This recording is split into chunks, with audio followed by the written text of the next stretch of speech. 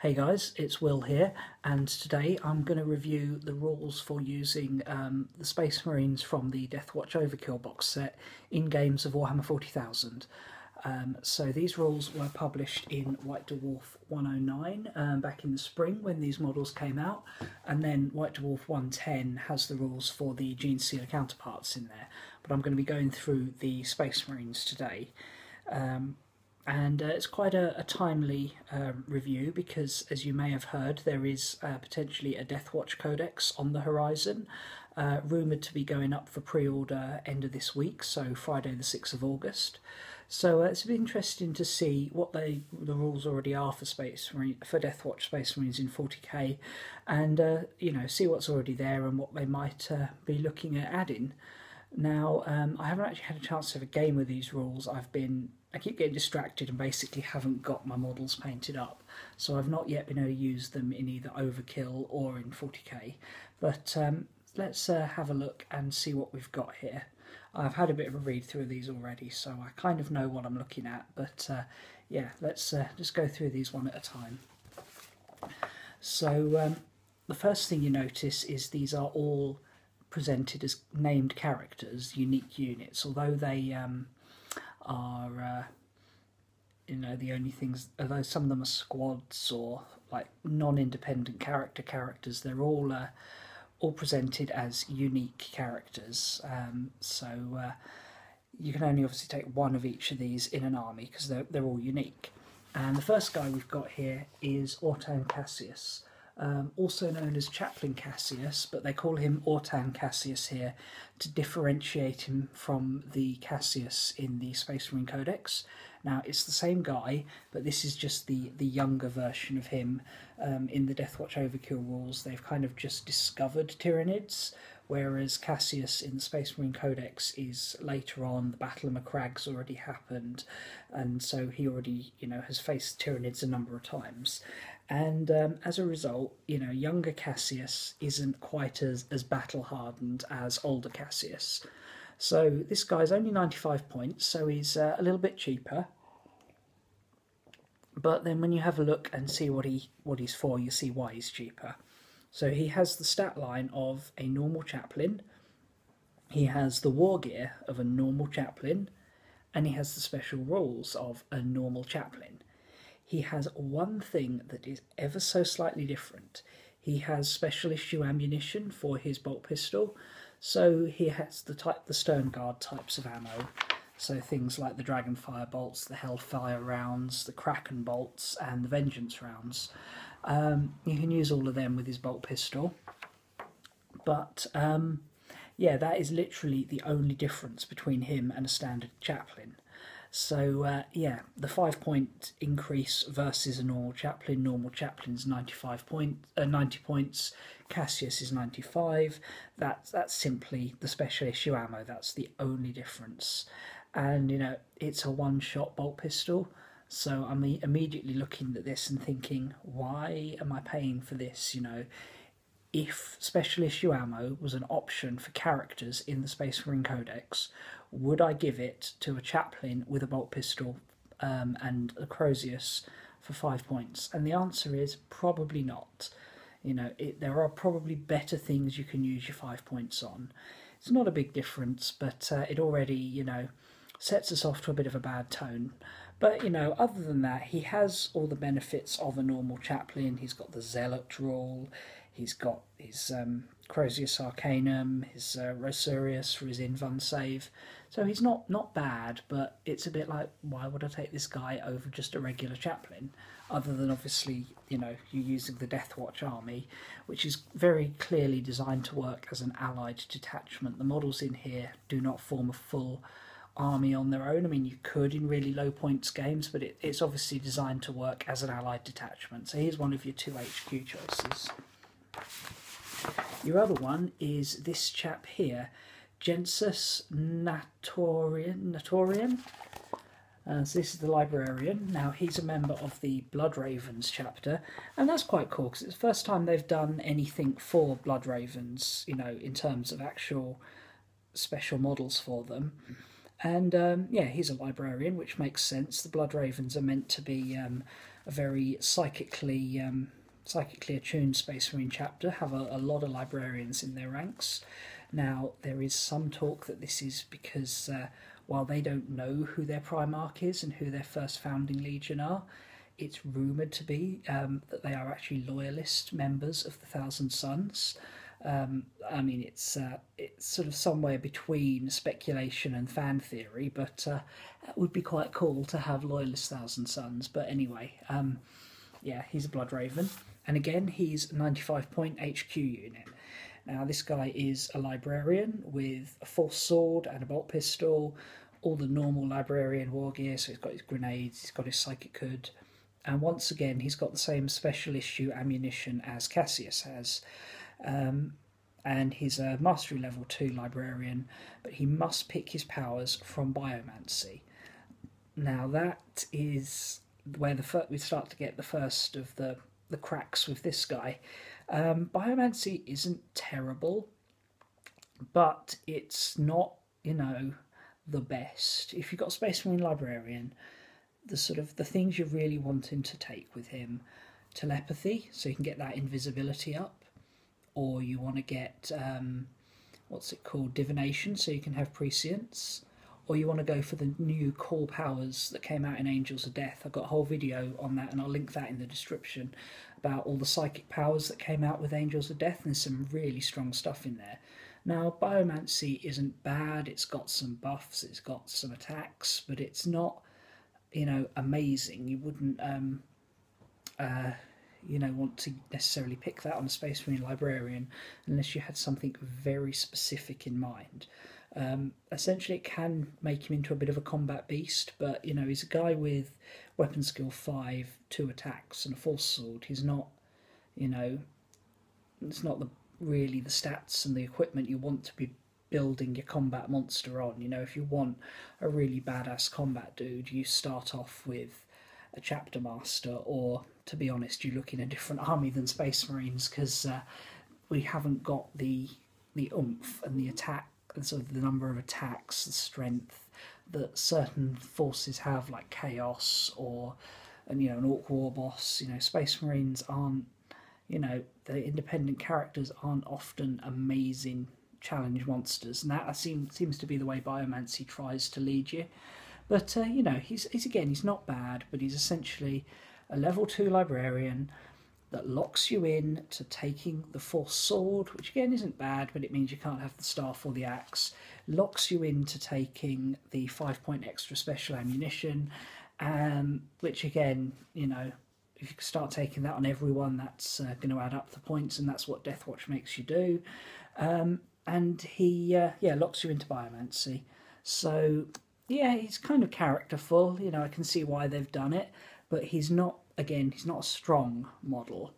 He's more of a characterful model, and that seems to be the flavour that we're getting here with these Deathwatch guys. Then we've got Squad Donatus. Now this is a 5-man squad, and they essentially have Sternguard stats.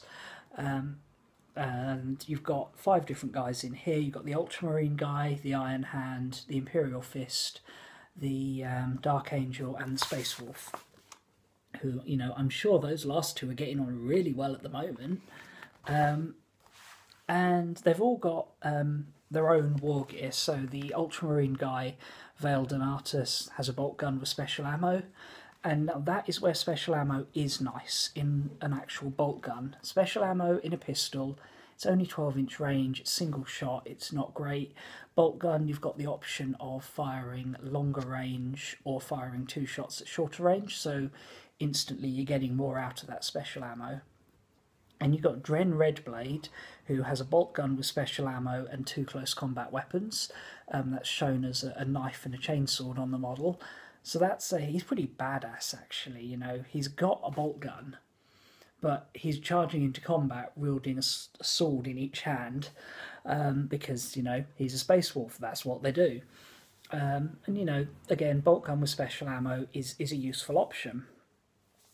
And you got Rodricus Grit, who's got a frag cannon. Now this is a brand new weapon, never seen this before, but essentially it's got 2 firing modes. It can go as a frag round, which is a Strength 6 Flamer template with Assault 2 rending.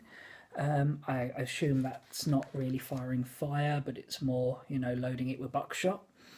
And then you can go for a solid shell, which is Assault 2, 24-inch range, Strength 7 AP3. So potentially doing more, longer range and higher strength, but then the frag round's got that template to really catch loads of models in, especially as it's Assault 2. Assault 2 on a template weapon is nice. And then you've got Enox Sorlak, who's got a combi melter, and the bolter element of that has special issue ammo. So yeah, he's the Iron Hand guy, and you've got another bolter, which is useful. The special issue ammo particularly works nicely in large amounts, and then he's got the melter, so you've got a little bit of tank punching potential there.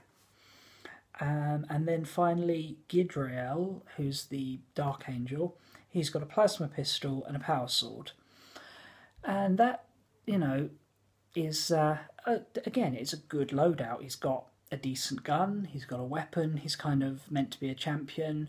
He's got the power sword and pistol, which gives him the extra attack, and they've all got 2 attacks on profile anyway because they're Sternguard stats, so he's not bad. But the problem is this squad is 175 points, and you get the impression it doesn't really know what it's meant to do. It's meant to, it's got the feel of a kill team where everyone has their own role. You've got the berserker, the challenge fighter, the the solid stalwart of the line, the tank hunter, and the heavy weapon dude.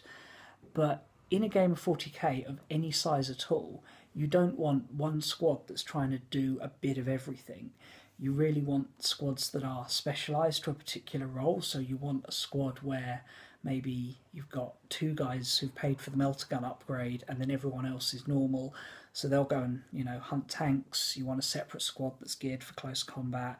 You want a separate squad that's geared for heavy weapons. Taking this sort of mishmash of guys isn't necessarily going to be effective. It'll probably be really fun. You've got a squad that can kind of handle every situation, but you're paying 175 points for 5 single wound power armoured models, with some funky war gear, and they've got some special rules because they're drawn from different chapters, so they get different chapter specific special rules. So the Ultramarine gets precision shot, the Space Wolf gets counter attack, the Iron Hand gets feel no pain, the Imperial Fist gets stubborn. Oh no, it's not the Imperial Fist, it's the Dark Angel gets stubborn. And some of those do confer onto the unit. So it's a flexible unit, but it's not optimised. They're obviously equivalent to Sternguard, but Sternguard you can customise out to do the job you want them to do. Do you want them to be coming out of a drop pod with short-range, high-powered weapons, and wrecking tanks, barbecuing infantry? Or do you want them to perhaps just take their bolters and, form more of a further back gun line with the range of their special ammunition, the variety of targets it can take on? They're going to be more cost effective, whereas these guys cost as much as Terminators, and I just don't think you get as much mileage out of them because they'll die faster than Terminators and they won't really have much of a bigger impact on the game. Final problem with these guys, and this really applies to a lot of stuff in here, is delivery system. No matter how good a model is, even a really great model is useless if it can't get into the position it needs to be in. Now, obviously, if you've got a guy with a crazy long-ranged weapon, you don't need to worry about moving them around, but, these guys, at best, you're getting 30 inches out of the Kraken rounds, but realistically you want to be inside 12 inches or even inside 6 inches to get the absolute most out of this squad. And how are they going to get there? The only way they can do it without doing some shenanigans is running across the board, out in, either in cover, potentially slowing them down, or out in the open, where they're potentially getting shot up very easily. back in the day when this first came out, the current FAQs weren't live. You could, in theory, take a Rhino from an Allied army or a Chimera from an Allied Guard army and stick them in that and drive them forward. But now you can't start the game inside Allied transports, so you would at least have to start on the board and get in the Allied transport, which is a bit of a faff because then it can only move 6 inches on the first turn. Then if you want to get out, it can only move 6 inches again, so it's really not going to get them up the board very fast. They can't have a drop pod, they can't have a flyer unless the flyer lands, picks them up and takes off again, which obviously isn't going to work. So these guys are not getting anywhere very quickly. And that's your only troops choice. So that's, we're starting to see, you know, they're a fun army. They've got some cool rules and some lovely models, but at the moment they have no utility in the game. Then the next part, we've got these 4 guys who all basically act as solo models. So we've got this Raven Guard guy, Satorax, the Blood Angel guy who is called Delicio, the Salamander guy who is Branatar, and Subaruri, who's the, I'm completely butchering some of these names, who's the White Scar on a bike. So you've got Salamander, Terminator and White Scar Biker. And all of these are single wound models that have the character rule but not the independent character special rule, so they cannot join a unit. Now, just think about that for a second. You have a model that has a single wound, probably toughness 4, probably a 3+ armour save, and is, you know, out on his own. He's got no buddies for support. He is going to get picked off and shot very easily. I mean, the cheapest of these is 35 points, which is cheap enough. You know, you could use it as a throwaway model, but I just don't see them on their own having enough impact. I mean, if these guys could join similarly equipped guys within a Space Marine army, you know, say you have the Raven Guard guy tag on to an Assault Marine squad, and then he can give them his Raven Guard stealth special rule, and, you know, he's a cool guy with 2 attacks, leadership 9, twin lightning claws, and all the Raven Guard special rules, shrouded on the first turn, uses jump pack in the assault and movement phase. You know, some cool rules there, but on a single model, they're not going to get very far. I mean, I suppose, for example, Satorax, the Raven Guard jump pack guy, could be used to do sort of use his speed, manoeuvrability and stealthiness to get into combat, get into a challenge and maybe assassinate a character, because, you know, he's going to have 4 attacks on the charge, weapon skill 4, strength 4, re-rolling to wound. It's not bad, and, you know, they're power weapon attacks, but I just think they're going to get shot before they get there. You know, it's going to take a single lucky las cannon hit. Hell, a single lucky bolt gun hit if they fail their armour save is just going to kill them. Blood Angel guy has a hand flamer and furious charge on what is otherwise just a Stern Guard veteran. And again, I don't see that really adding much to many armies. What's a hand flamer? Strength 3 flamer template. You know, you're going to run across the board, maybe barbecue some light infantry, and then just get killed in response. The Salamander guy is 60 points. Now, granted, that's 60 points for a solo Terminator with a heavy flamer and a melter gun. So, you know, he's pretty solid. His melter gun and his power fist are mastercrafted, and his flamer probably gets mastercrafted as well. He gets equivalent to or rerolls to wound because he's got Salamander chapter tactics and 4+ feel no pain against flamer weapons. But, you know, he's one Terminator. He's a bulky model. He's not fast.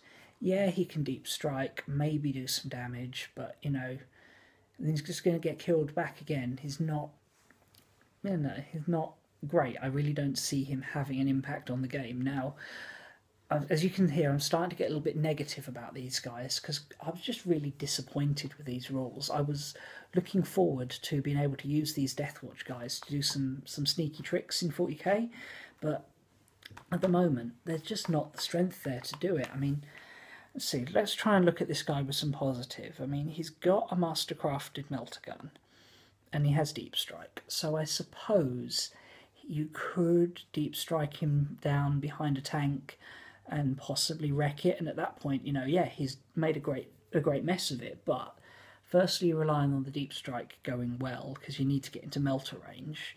You're going to want to be within 6 inches, so it's going to be a risky deep strike. Melter gun you can probably count on to hit because you've got that reroll. Then you've got to penetrate the armour, which you should be able to do, but you know, it's not guaranteed. Then you've got to hope it's not a skimmer that's just going to jink out the way, or a vehicle with a cover save that, you know, saves it. And then you've got to roll high enough, I mean, potentially 4+, 3+ if it's open topped, to actually, you know, get the kill on the vehicle. And there's just a lot of hurdles to jump over. I mean, it might be worth trying out in a casual game. Might be quite fun if he does it. You know, maybe 1 time out of 5 he pulls it off. But a lot of the time, it's just going to. I just don't see it working. Now, the final guy, the biker, the White Scar. Now, again, he's got some cool tricks. You know, he's got the White Scar chapter tactics bonuses. So, +1 strength to Hammer of Wrath, hit and run, skilled rider. And he does have, again, special issue ammo, and it is the only bike you get it on. So his twin link special issue ammo isn't bad, and he is only 40 points. And he's got a teleport homer. Now this could potentially have some use. If you can somehow keep him safe, get him up the board, you know, he's not going to have trouble getting there. His bike is fast, but you know, if you can get him up the board and somehow keep him alive, then he's a very cheap way to deliver a teleport homer. Which, if you're using deep striking Terminators, you know, it can give them some strength. But deep striking Terminators aren't exactly a strong unit right now. I mean, I have used them from time to time, but they're not by any means a competitive unit. And also, there are other ways to get teleport homers. I mean, this is basically 40 points for a teleport homer that might hit you with a bolt gun if you get lucky, but might just get sniped. Because, again, it's a single wound power armoured model, even though, you know, he is on a bike, which gives him a bit more survivability. But if you want to deep strike Terminators in on teleport homer, just give a couple of teleport homers to sergeants who are riding in rhinos moving up the board. You know, the model's already there. Chances are one of them's going to live, and you know, it's possibly a more reliable way to deliver your teleport homers. So as you can see, all in all, I'm not overly enamoured with these rules. They've got some fun little tricks, and there's a lot of sort of feel to them. You know, yeah, that's how he would work. But in a decent sized game of 40k, they haven't got the numbers to make an impact. Now, then I saw at the end, we've got this formation here, Kill Team Cassius, which costs 535 points, which I think I did the maths right, is the cost of all the models in here.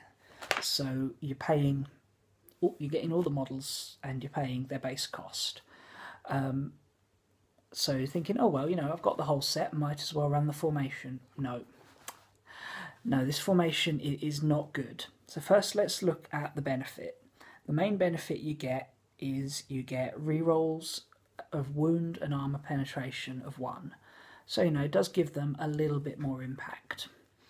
But then you have to run them as a kill team. All the units in this formation form a single unit for all game purposes. It must be deployed as one and cannot split apart during the battle, even if a model within it has the independent character special rule. Right, so these guys are all lumping together in one big super squad of 1, 2, 3, 4, 5, 6, 7, 8, 9, 10, 11 guys. Now, that finally gives you a squad with some mass. But then look at what these different guys are all trying to do. They're all trying to do something different. The biker wants to be moving very fast, getting forward. You know, he's got 12-inch movement, but he can't do that because, I mean, while himself he can move 12 inches every turn, he can't break formation with the squad, so he can move from one side of the squad to the other, but he can't, use that speed to really get distance. The same with the jump pack guys. They can't use their speed and manoeuvrability to get any further forward than the tactical guys can get by walking 6 inches a turn because they have to stay in formation. The Terminator and the jump pack guys, they've got deep strike, but they can't use it because the tactical guys in the squad can't deep strike.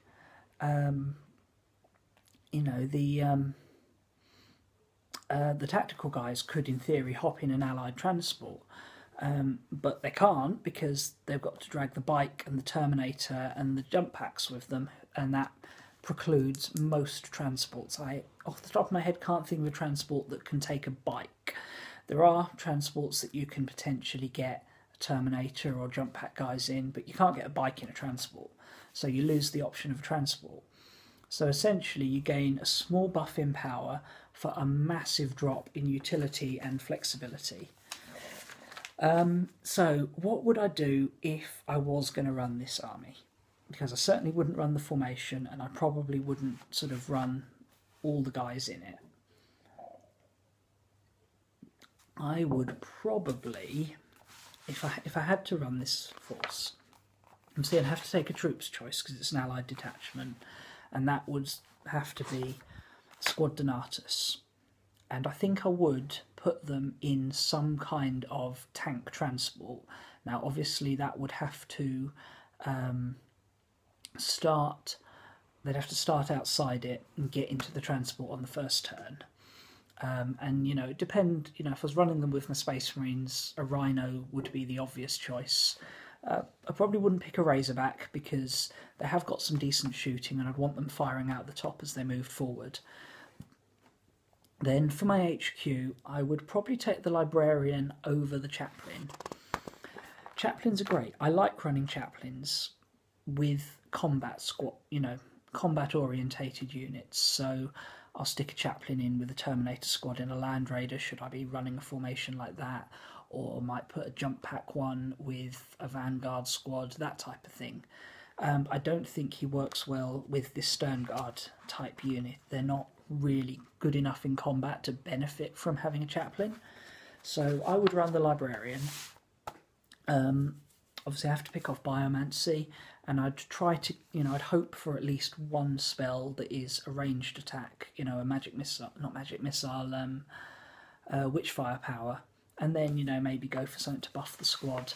Obviously, you're a little bit hoping for the dice there. He can go in there in the transport with them because he is an independent character, so he can join up with them. And I would use them as sort of a flexible response unit that can do a bit of everything, not expecting them to do any job particularly well, but just reinforcing where they're needed in my battle line, keeping them in the transport, at least in the early to mid game, kind of relying on my opponent to pop it. Don't waste my effort getting out of it. Let my opponent do my job for me by blowing the transport up, because chances are with leadership 10 from the Librarian, they're going to pass the pinning test. Toughness 4, 3 up armour, potentially higher toughness depending on what Biomancy powers I get. It's there could be a survivable squad for, in terms of not getting killed by an explosion. So I'd put them in with the Librarian in, an allied transport. As for the other characters, would I take them? Kind of depends on what I've got. If I've got 35 points left over, I might take the Raven Guard guy, just as a kind of forlorn hope type of thing, just stealth him up. He's got stealth, he's got shrouded on the first turn, he's a single model, so he should be easy to hide behind terrain, whiz him forward, and, if he kills something, great. If not, it's only 35 points. Probably wouldn't bother with the Blood Angel guy unless I had 35 points left with nothing else to do. I just don't rate him as achieving a lot. He's a single Stern Guard model with a hand flamer. The biker guy, if I had decent Terminator squad or another squad that's going to be, well, yeah, it would be Terminators because it's teleporting. You know, if I wanted to run Terminators, yeah, you could tag him in as well as a fast attack option. But obviously, yeah, he's the only fast attack option there, so at least he's not competing with anyone else for your allied detachment's force org chart. Run him forward as, you know, essentially a locator beacon, a teleport homer, and not really expect anything else from him. Again, trying to keep him safe by hiding behind terrain and jinking. And finally, the Salamander guy. You know, I might try him out for some fun, you know, deep strike him in with the melter gun, see if I can wreck a tank. But again, I wouldn't have high hopes for him doing it reliably. So there we go. That is the Deathwatch Overkill Space Marines. Sorry it's a little bit negative, but you know, that's just the way they are. They're not great. They, you know, you could have some fun in a casual game, very small scale game, but running in a proper size, reasonably competitive game of 40k, they just don't strike me as something that's going to work. Now, saying that, this is the rules from Overkill that came out in White Dwarf a good few months ago. When's this actually dated? February. So, you know, they are a few months old now, and we've got these upcoming rumours of a Deathwatch Codex. Like I say, from what I've heard, 6th of August for pre-order, so we're looking at 13th of August for release date, and hopefully this is going to actually make them a properly playable army.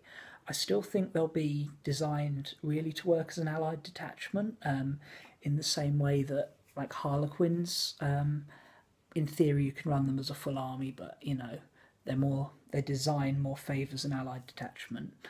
And hopefully you're going to have customizable squads, customizable characters, so you can give these models a defined role, and you want transport options as well. Now, one of the rumours I've heard is a specialised dropship flyer specifically for Deathwatch. That sounds really cool. I'm interested to see how that actually, you know, plays out in game, but you know, potentially very cool. A preview video I saw suggests they're going to have access to drop pods, which is great because these type of, you know, short-ranged shooty Space Marines need drop pods. So that would be cool. Potentially a very fun codex. They just need to give it the flexibility and the utility to be useful in a way that these guys just aren't. Anyway, I hope you found this video enjoyable and informative. If you have some other ideas about these rules, then let me know down in the comments section. Is there something I've missed? Is there actually some great strength here that I'm just not seeing? If there is, let me know. And if you want to see how I painted up one of these models, I've got a tutorial on painting Chaplain Cassius. And again, link will be down in the comments section. Sorry, in the description. Anyway, thanks a lot for watching, and I'll see you guys again soon. Bye.